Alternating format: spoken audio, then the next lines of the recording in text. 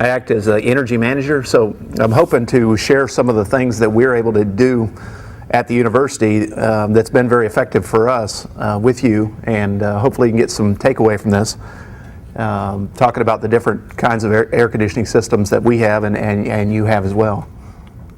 These are a couple of quotes that I ran across. The first one up here, the DOE estimates that 26% of our energy in our commercial buildings is going to waste. And then the other one I really like is that 5%, or I don't like, is 5% of our commercial buildings are being commissioned. And that's something that has been a big player in our organization. In the last about 5 years, we've been doing some commissioning activity, and I want to tell you a little bit about the success stories we've been able to gain from that. This is a review from last time, but I think it's important to look at the entire process that we approach energy management with. So we start by making a commitment to the thing, and I talked last time about how important it is that this commitment come from the highest level of the organization, how critical that is to make the program really successful. I think that's important. We spent a lot of time last time talking about assessing performance, how we baseline our buildings, and how we monitor, and some real-time techniques, and some very simple things that can be done with spreadsheets, and some audit activities that you can do as owners without any previous training. Next step is to set goals, and then we get into this what we call demand side management, and it's actually working with the equipment that we're going to reduce the energy consumption. And we look at these loads in three main categories at UCF is how we break it up. HVAC is what we're here about today to talk about. The next seminar is on lighting, and then finally plug load. Plug load is what we call everything that doesn't fall into the other two categories. And then we actually, at UCF, we actually break out chilled water as a separate thing because it's such a big deal for us. It's kind of its own entity, so we spend a lot of time working with that system. After doing a project, we evaluate results, and this is very similar to the assessing performance. We're using real-time metrics to measure how effective that project was, and doing continuous monitoring for the life of the building that we're working on. And recognize achievement, and then it starts right over again with find another project. And I should mention that we try to prioritize these projects according to payback, which makes economic sense for the university and for you. This is also a review, but I think it's real simple, but I think it's easy to lose sight of this relationship. This is what makes the components that make up our power bill. We need to remember that the rate is something that we don't have any control over. It's set by the Public Utility Commission. But we do have control over these two inner factors. So if we look at a very simple example like your home, how would we control the power? That's as simple as taking out your 100-watt incandescent bulb and screwing in a 25-watt compact fluorescent. You've reduced that power by 75%. And then how do we control hours? Turn off the lights when we leave the room, kind of thing. So I think it's good to realize that that's all we have control over, and to focus all of our energy on those two components. Where's our energy going? In Central Florida, this is a pretty good mix of. This is actually our mix at UCF, but it's pretty applicable to any commercial environment or industrial. Commercial really, in Central Florida, and it's a kind of an even split. But HVAC takes a bigger load. Other parts of the country, lighting and HVAC are nearly equal, but because of our climate, we're bringing out that in the hot, humid air, it drives our HVAC costs up a little bit. This is a simple depiction of what's going on inside of our spaces. We've got a lot going on there with respect to heat and air movement. So I wanted to go through this real quickly just to so we're all on the same page. That we're bringing in real, typically cold supply air in the cooling mode. We're bringing in sometimes 55-degree air, something like that. And this air is real dense because it's cold. So it typically falls in through the room, through the space. And it's mixing with all types of heat. We've got, here it depicts radiant heat coming from the window. It's actually 3 different kinds of heat coming through the envelope everywhere. So it comes through the walls, the doors, the windows, anything that's exposed to the outside is transmitting heat. And we control that through means of insulation in the envelope, which we usually don't have a control over in an existing building. We also have this, what we call moisture heat and sensible heat. And the moisture is the word for it is latent heat, but most of that moisture in the air comes from our ventilation air that comes into the space. To a smaller degree, it comes from the people in the space. Those are your main sources. Sensible heat is produced by your electrical load in your room. So it's in here, it's the lighting, it's the projector, the computer, the camera.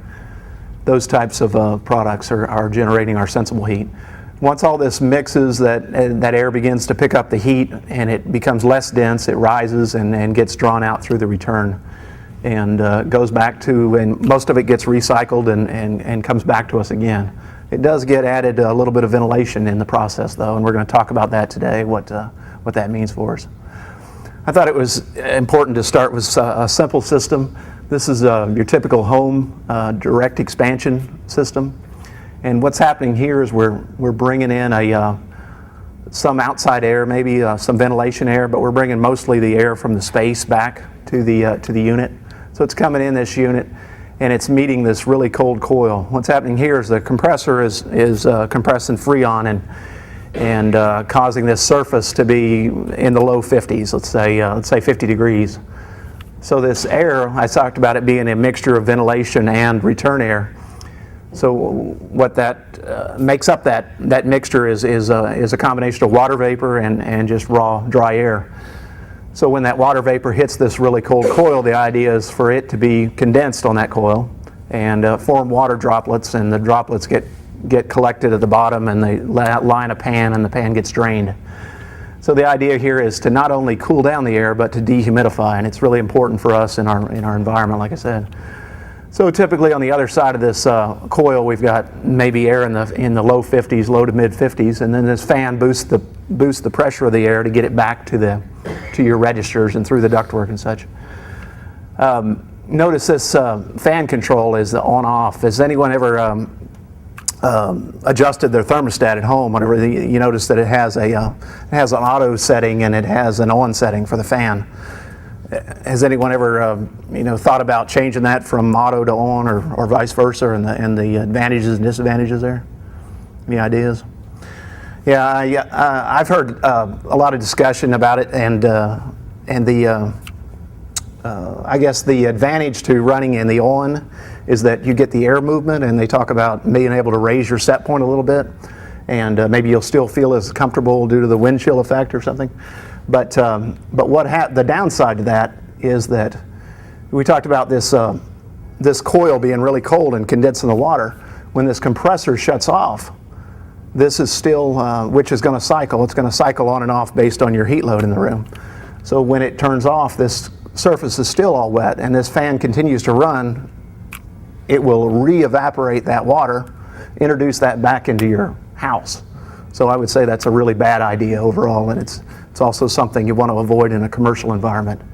You don't want to be re-evaporating that because we're trying to get rid of that moisture in the space. And so this typical setup, when it's cycling the fan, we can achieve about a 54% relative humidity. Without that, it's probably in the 70s or 80s. But it depends on the cycling of the compressor, how much on time, how much off time. Now we're going to dig into the commercial environment a little bit, and these are some of the criteria that are important to people in spaces, in interior spaces. I work for the Division of Administration and Finance at the university, and every year they put out a survey and they ask the 10,000 staff and faculty what they like about the facilities or what they don't like. You never guess what the number one complaint is every year. It's I'm too hot or I'm too cold. Yeah, it's I think about literally 60% of the respondents is I'm too cold, and probably 30% is I'm too hot, and the remainder is everything else. So temperature is really critical. So how do we address that at the university? We a couple of years ago we passed a policy we call our energy sustainability policy for some reason, and we set limits on temperatures, or we set standards rather on temperatures in our indoor spaces. And I think we're somewhere around 73 degrees for a cooling set point during the we're in the cooling season, and I think about a 68 during the heating season. And a lot of people think that because of energy. You know, we're trying to lower the energy bill, and it has a little bit to do with that. But for me, a greater benefit is to produce a predictable environment for the people coming into the space, so they dress accordingly. Once they get used to it, after a few weeks of that standard being imposed, they dress accordingly. If they're always hot, they're going to start wearing less clothes. If they're always cold, they're going to bring a sweater type thing. So I think that's the biggest benefit, and we're seeing the survey reflect that now. Humidity is the second biggest comfort issue, and everybody's aware of that in Florida, with that you can have a nice temperature and still be very uncomfortable if you have too much humidity. So we target about 55. It'd be nice to get in the lower 50s, but the best we can do with our equipment is about 55, 60 on humidity. Air movement is one that some people are surprised to see. But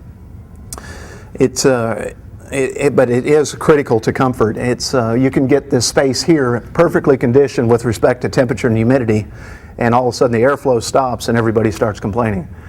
And I don't know what it is. It's loosely, it's a psychological thing, I think, with being in indoor spaces and not feeling any air movement.